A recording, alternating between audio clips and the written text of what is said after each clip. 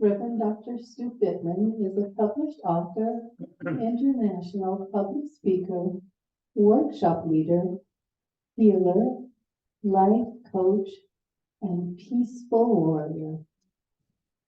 Coming from an eclectic and extensive background of healing and spiritual traditions, he has inspired people all over the world with his practical message of hope and healing.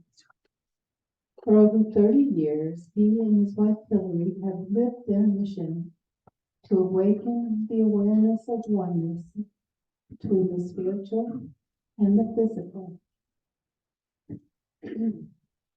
They operated Safe Haven Chiropractic, a healing center in South Lake Tahoe, based on donations only for 24 years.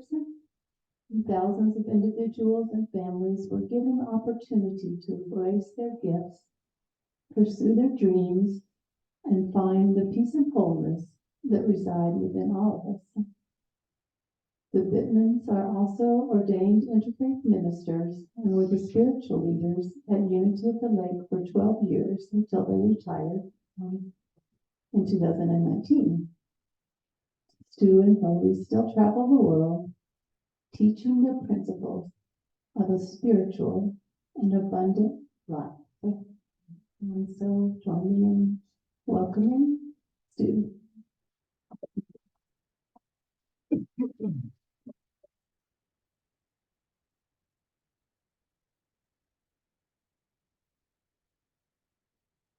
I just like retiring. Came back so I could do it again someday.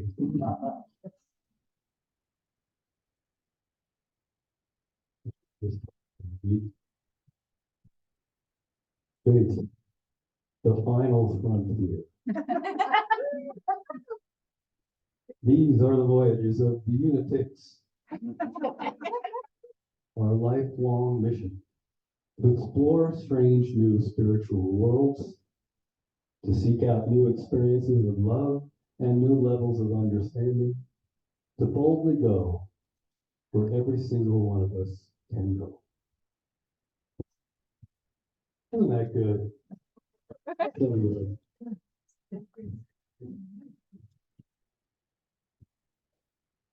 Some of you might remember something called the 12 Towers.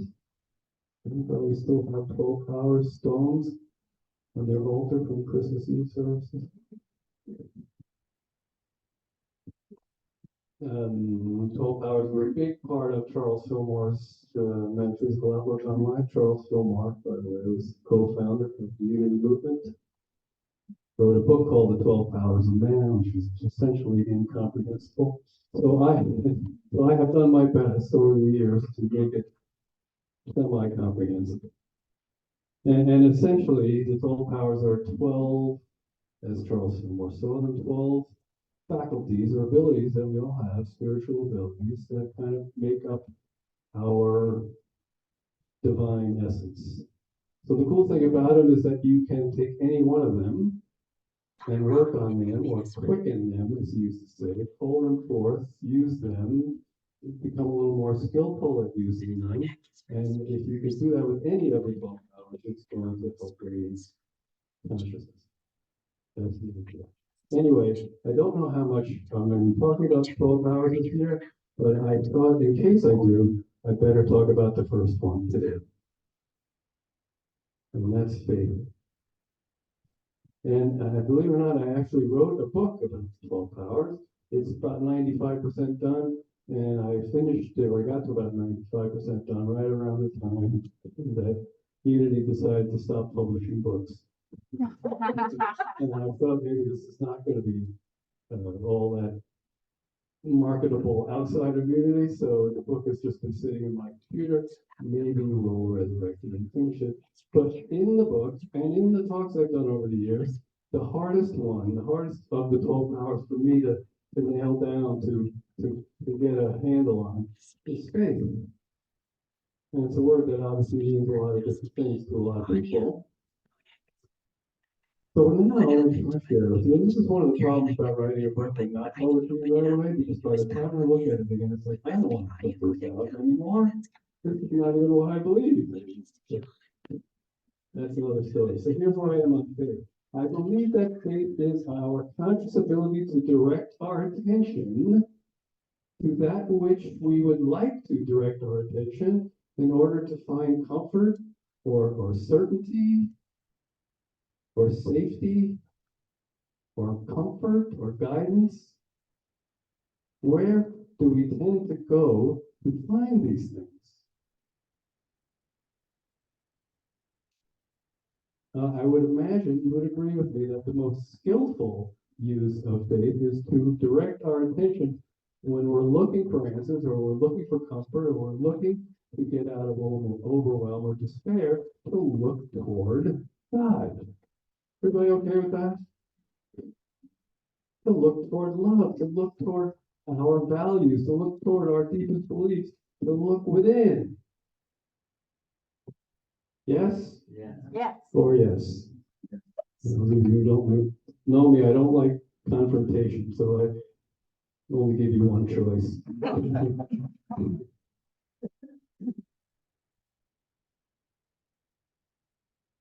We'd love to find all those things within ourselves, and yet at this point, perhaps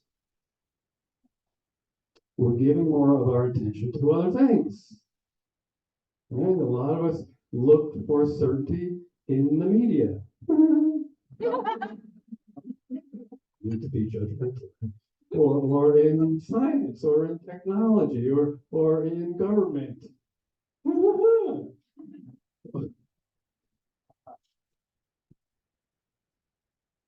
Or in technology. Yes? Does anybody ever put their attention in these places? And I'm not judging. A lot of these things have a lot to offer. I mean, they can be tremendous gifts in our lives, and they are very, very distracting, aren't they? Aren't these things constantly begging for our attention? And it's really, really hard to ignore them and to remember where all the good stuff is, and where all the certainty really is, and where the eternal, timeless stuff is. It's not on the internet. Have you noticed? Stuff there changes all the time, right? So if we want to develop kind of faith that will allow us to tap in to the bottomless well of love and healing and infinite possibilities and peace and joy and all those things, that bottomless well is always right here, always active, always available. But only if we give it our attention. If we want to develop that kind of faith, we might have to pay more attention to the well. Doesn't that make sense?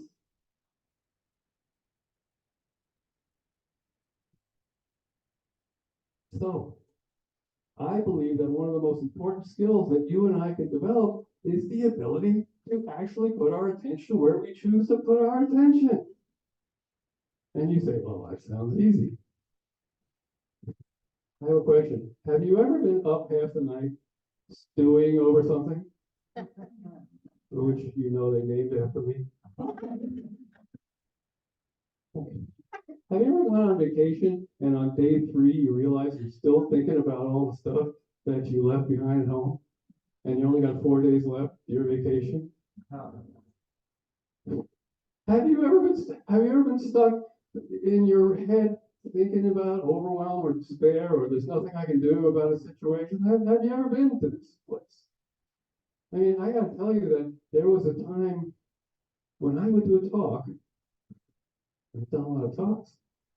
Or I would write something and put it out there, and I'd be up half the night thinking, oh my God, I should have said this. I didn't say this. I shouldn't have said this. And then if I got a negative comment, it became like 3/4 of the night. Right? So if you can relate to any of this, then I think you know what I'm talking about. It's not so easy to put our attention on that which we choose to put our attention. And a lot of times, our attention has more hold on us than we have on it.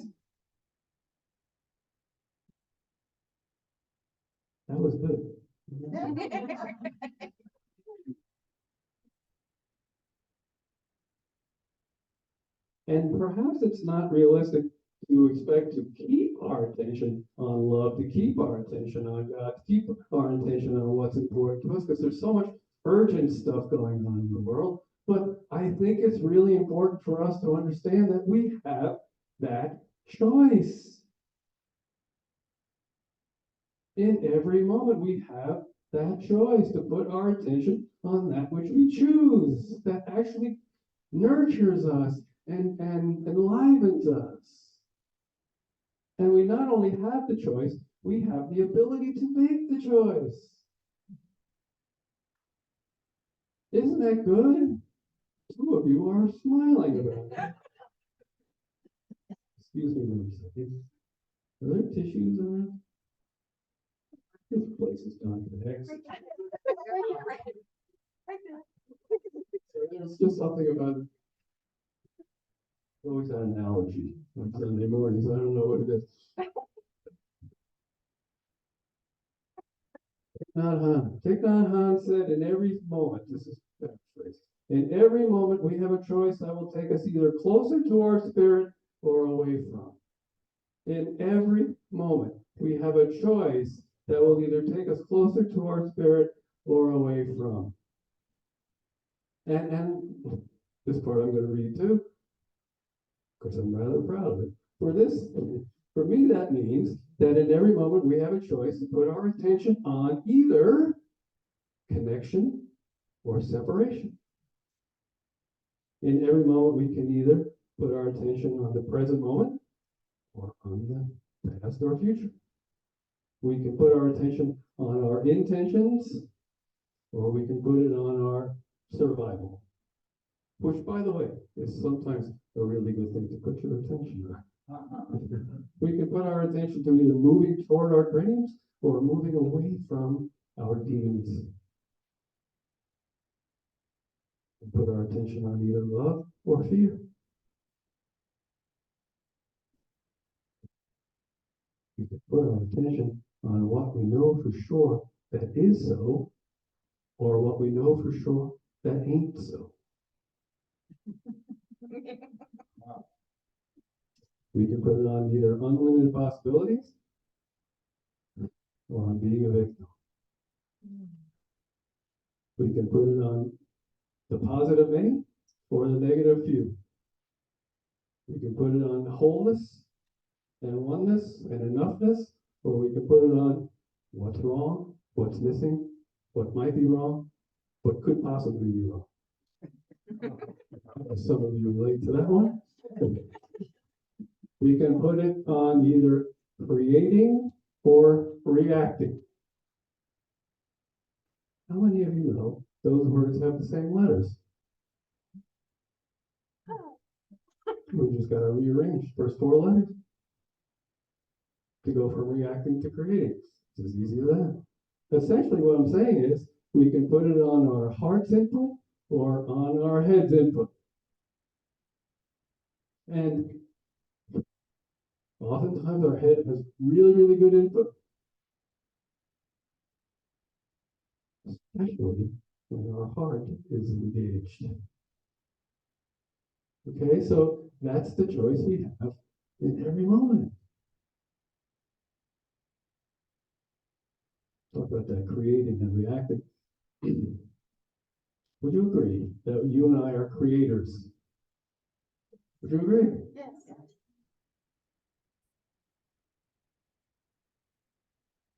I'm glad you agree. Yeah. We are one with God, yes? Yes. And so by virtue of that, we are creators. We are infinite creators. We are unlimited creators. And certainly, we are always creating our experience of reality, yes? Yes. Through our perceptions, through the meanings we give things, we are creating moment to moment our experience of reality. So if we find ourselves reacting to life's events instead of holding the high wash and creating a different reality, creating the kind of world that we want to live in. So if we find ourselves reacting, if we see life as merely a long string of challenges and obstacles and roadblocks, rather than a dance of love that is to be celebrated, then perhaps we need to look at how we're spending our moments. Are we reacting or are we creating?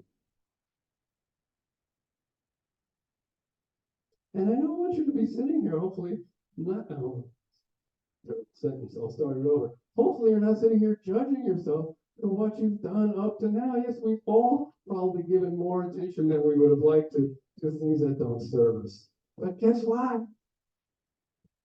We can start right now. Right now. Giving more attention to that which deserves our attention and that which feeds us and that which nurtures us. Why would we do that? Would we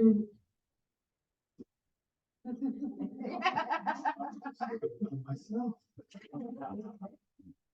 Khalil Gibran said that faith is an oasis. I love this. Forgot about our mission statement had the word oasis in it. He said faith is an oasis in the heart that will never be reached by the caravan of thinking.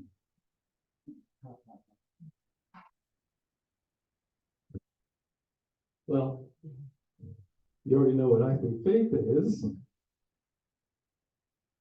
And I know that a lot of us, including me sometimes, have a lot of faith in the caravan of my thinking, even though those camels have never taken me anywhere that I wanted to go. Camels? And it's not their fault. Who leads those camels? Would we rather create our life from the oasis or react to life in the desert? That's the question. And that is the choice we have in every moment. And I know some of you like deserts. There's nothing wrong with deserts. Hopefully, I used to use this metaphor about New Orleans for years. My mom would sit there. She heard it 100 times. And every time she'd say, "What's wrong with New Orleans?" I said, "Mom, if you wanted to go to New Orleans, there's nothing wrong with it. But how many times have you ended up there and didn't even want to be there?"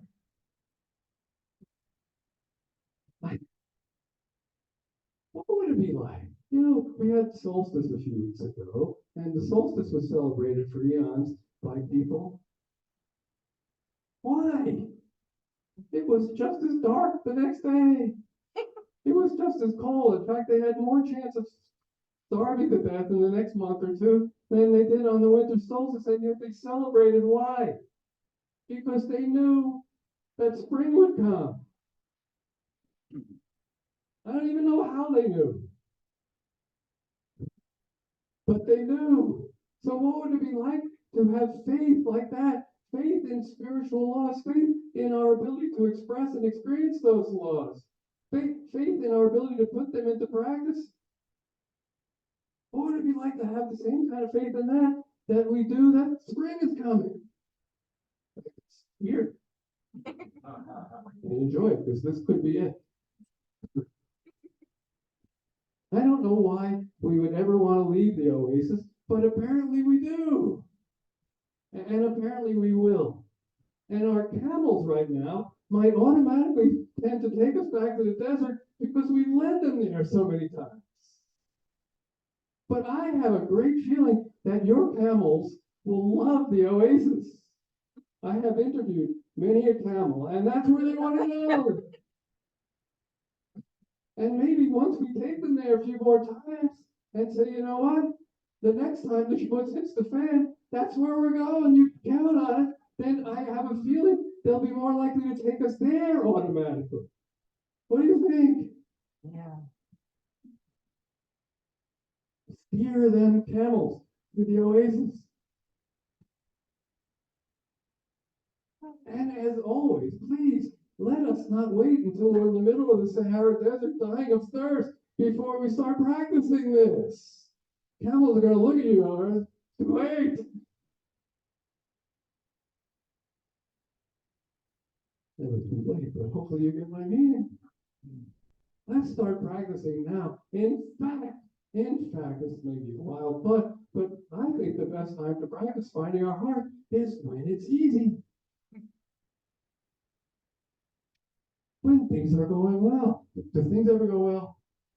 Sure they do. When we're happy, when we're grateful. Instead of being like I used to be and saying, this won't last.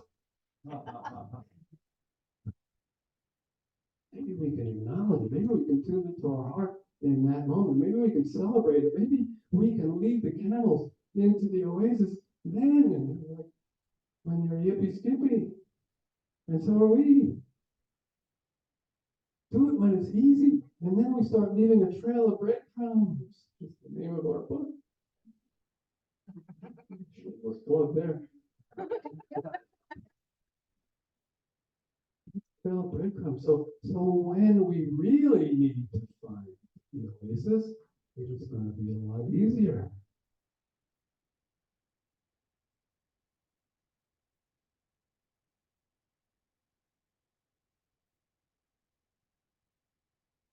And in the meantime, please know, as Hillary pointed out to us, that you are, every single one of you, a brilliantly bright light in this world. And that light gets brighter every single time we put our loving intention on it. And you and the world deserve to bask in that light. So, steer your camels skillfully, keep the faith. Let's close the eyes.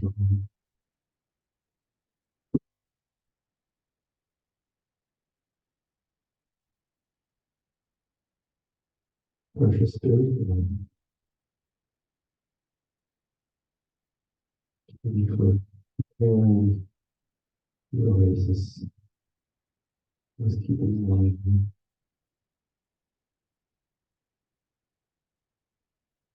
Thank you for the plug, that little calling, little voice. It's always beckoning us to the oasis, back home.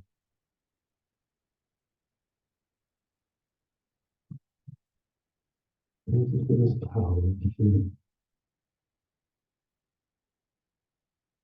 and this clear vision of being more skillful, conscious of that you.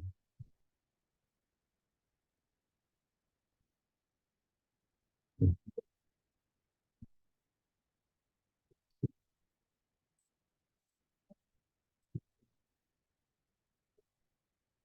you.